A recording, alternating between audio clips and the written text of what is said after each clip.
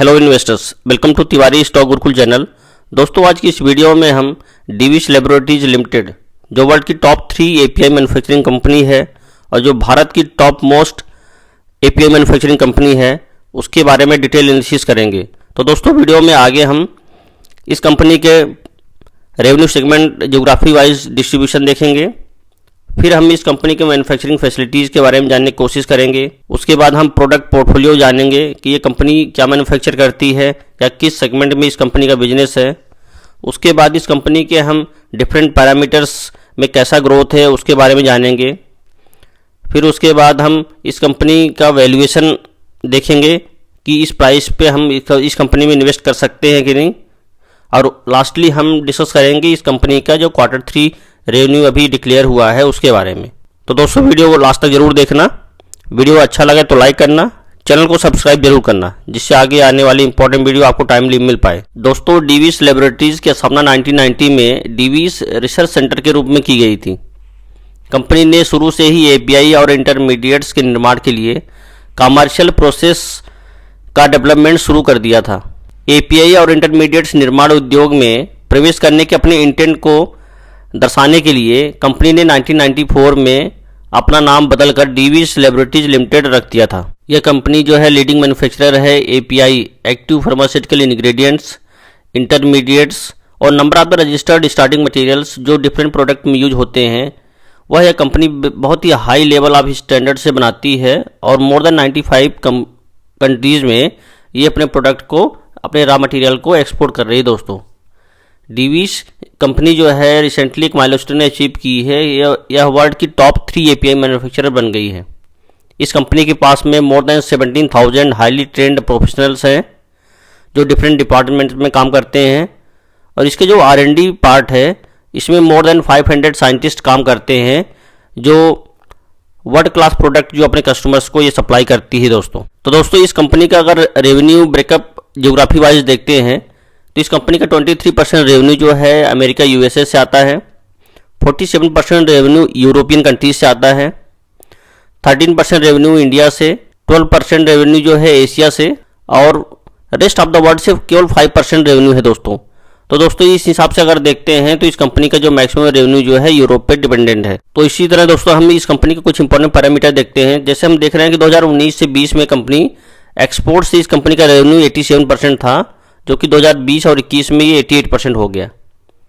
जो starting material ये company use करती है उसका इंपोर्ट 50% करती थी 2019 से 20 में, जो कि 2020 से 21 में केवल 44% इंपोर्ट कर रही है। दोस्तों, इसी तरह अगर हम देख रहे हैं कि इसका जो लार्जेस्ट प्रोडक्ट है वो 2019-20 में टोटल रेवेन्यू का 18% था, जो कि अभी डिपेंडेंसी बढ़ गई है। 2020 और 21 में टोटल रेवेन्यू का ये 20% हो गया है। इस कंपनी के जो टॉप 5 प्रोडक्ट्स हैं, इसके टोटल रेवेन्यू का 2019-20 में 47% थे, जो कि 2020 और 21 में अभी बढ़ के 49% हो गया है। इसकी जो टॉप 5 कस्टमर्स हैं 2019-20 में अगर देखते हैं तो टोटल रेवेन्यू का 36% जनरेट होता है वहाँ से, जो कि 2020 और 21 में 34% हो गया है। ये तो इस कंपनी के लिए पॉजिटिव है। इसी तरह हम दे रहे हैं कि एक्सपोर्ट डॉलर टर्म में अगर देखते हैं तो ऑलमोस्ट कांस्टेंट है, 83% 2019-20 और 2020-21 में दोनों में सेम है।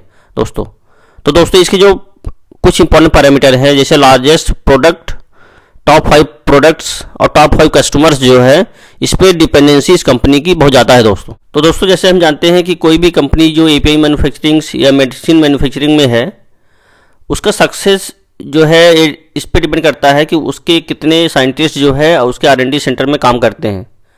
तो इस हिसाब से अगर देखते हैं तो इस कंपनी के पास में मोर देन 500 साइंटिस्ट जो है इसके 3 R&D सेंटर्स पे लगातार काम करते रहते हैं to generate the commercial viable process, जिससे कंपनी एपीआई बनाती है, लो कॉस्ट एपीआई बनाती है और अपने डिफरेंट जो कस्टमर्स हैं उनको सप्लाई करती है। दोस्तों, Divi's currently 2 manufacturing sites near Hyderabad, Visakhapatnam India में ऑपरेट करती है।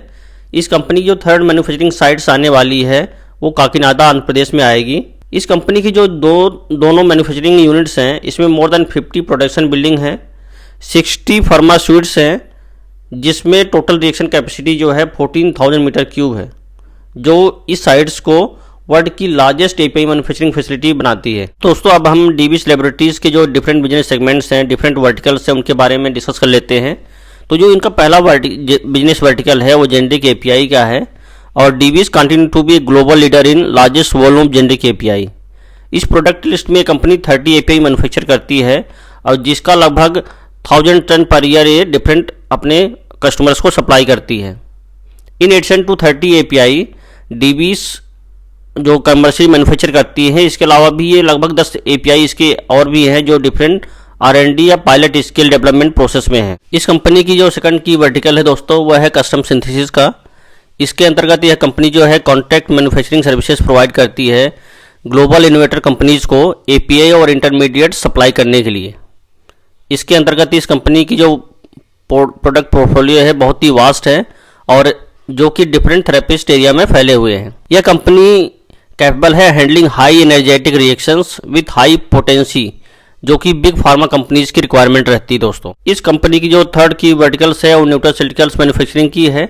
डीवीस अपने यूनिट 2 में एक इंटीग्रेटेड फैसिलिटी है for production of active ingredients and finished form of carotenoids, जिसमें इस कंपनी के full fledge R&D, application testing और support facility total integrated form में है। डीवीस करंटली जो है most of the carotenoids world की top most major food, dietary supplements and feed manufacturing units को सप्लाई करता है। तो दोस्तों अभी तक वीडियो में हमने डीवीस लैबोरेटरीज के बारे में जानने की कोशिश की, फिर उसके बाद हमने उसका रेवेन्यू ब्रेकअप देखा ज्योग्राफिक वाइज, फिर उसके हम की वर्टिकल्स के बारे में जाने। अब हम इस कंपनी के क्वार्टरली जो पैरामीटर्स हैं उसके बारे में डीप एनालिसिस करेंगे दोस्तों। तो दोस्तों अब इस कंपनी के सेल ग्रोथ की बात कर लेते हैं। सितंबर 2020 में इस कंपनी का जो सेल था वो 1749 करोड़ था क्वार्टरली, जो कि प्रेजेंट टाइम में दिसंबर 2021 में क्वार्टरली सेल जो है 2493 करोड़ है। तो दोस्तों हम इस तरह से देखते हैं कि इस कंपनी का सेल ग्रोथ में बहुत ही अच्छा खासा इजाफा हो रहा है दोस्तों। इसी तरह इस कंपनी के ऑपरेटिंग प्रॉफिट देखते हैं तो सितंबर 2020 में इस कंपनी का ऑपरेटिंग प्रॉफिट करोड़ में 741 करोड़ था, जो कि अभी दिसंबर 2021 में ऑपरेटिंग प्रॉफिट जो है 1097 करोड़ है। तो ऑपरेटिंग प्रॉफिट में भी काफ़ी सिग्निफिकेंट इंक्रीज है दोस्तों। इसी तरह इस कंपनी का ऑपरेटिंग मार्जिन देखते हैं तो सितंबर 2020 में ऑपरेटिंग मार्जिन 42 था, जो कि मार्च 2021 में लॉकडाउन के टाइम में 40% हो गया था और ये दिसंबर 2020 में फिर से बढ़ के 44% हो गया है। तो दोस्तों इस हिसाब से देखते हैं कि इसका जो ऑपरेटिंग मार्जिन भी लगभग 40 to 45% जो है ये वेरी करते हुए और स्टेबल रेंज में है दोस्तों। इस कंपनी का अगर पैट देखते हैं, प्रॉफिट आफ्टर टैक्स जो है सितंबर 2020 में 520 करोड़ था, जो कि दिसंबर 2020 में 471 हुआ और फिर उसमें एक इंक्रीज चालू हुआ और प्रेजेंट दिसंबर 2021 का जो रिजल्ट है उसमें 902 लगभग डबल हो गया दोस्तों। इसी तरह कंपनी का अर्निंग पर शेयर में हम देखते हैं सितंबर 2020 में इस कंपनी का EPS था 19.57, जो कि अभी बढ़ते हुए दिसंबर 2020 में 33.99 लगभग 34 रुपीज हो गया दोस्तों। और अगर हम इस कंपनी के होल्डिंग देखते हैं कि प्रमोटर की होल्डिंग 51.95 है, जो लगभग पिछले 6 क्वार्टर में स्टेबल है। FII की जो दिसंबर 2021 की होल्डिंग है 19.3 है, जो कि स्लाइटली रिड्यूस हुई है 20.7 से 19.3 हुई है। इसी तरह हम देखते हैं कि DII की होल्डिंग जो है 16.36 थी सितंबर 2021 में, जो कि अभी वो इंक्रीज होके 17.73, क्योंकि इसमें प्राइस करेक्शन हुआ है इसलिए। और पब्लिक की जो होल्डिंग है वो 11 से 11.02% है दोस्तों। तो दोस्तों अब इस कंपनी के वैल्यूएशन की बात कर लेते हैं। इस कंपनी का जो शेयर प्राइस है प्रेजेंट टाइम में लगभग 4200 के आसपास है और इस कंपनी के जो 52 वीक हाई प्राइस था वो था 5372 5372। तो इस तरह हम देख रहे हैं कि इस कंपनी का जो शेयर प्राइस है उसमें सिग्निफिकेंट करेक्शन आ चुका है। तो हमें इस कंपनी में प्रेजेंट टाइम में अच्छे वैल्यूएशन पे कंपनी मिल रही है और हमें पोजीशन बना सकते हैं। इसी तरह अगर हम इस कंपनी के P रेशियो की बात कर लेते हैं तो पिछले 5 सालों का अगर मीडियन P देखते हैं तो 44.4 था। तो प्रेजेंट टाइम में भी इस कंपनी का जो P है लगभग 44 रुपये के आसपास ही है। तो इस हिसाब से भी देखते हैं कि कंपनी जो है एक रीजनेबल वैल्यूएशन पे है, तो हमें इस कंपनी में पोजीशन बनाने में कोई दिक्कत नहीं आनी चाहिए दोस्तों। तो दोस्तों अब हम डीवीस लैबोरेटरीज के जो Q3 रिजल्ट अभी प्रेजेंट में आए हैं उसके बारे में भी थोड़ा डिटेल डिस्कस कर लेते हैं। इस कंपनी का जो कंसोलिडेट टोटल इनकम इस क्वार्टर का है वो 2510 करोड़ रुपये था और जो सेम पीरियड में पिछले साल जो है वैल्यू 1721 करोड़ रुपए था। तो इस तरह हम देखते हैं कि लास्ट ईयर से 46% का ग्रोथ दिखा है दोस्तों। इसी तरह प्रॉफिट बिफोर टैक्स की बात अगर करते हैं तो इसमें क्वार्टरली जो 61% ग्रो हुआ है, 1034 करोड़ है, जो कि against 642 crore during corresponding quarter of the last year. इसी तरह हम अगर पैट में देखते हैं तो 92% का ग्रोथ है। जो प्रेजेंट टाइम में पैट है 902 करोड़ है, और इसी पीरियड में पिछले साल जो है पैट जो है 471 करोड़ था।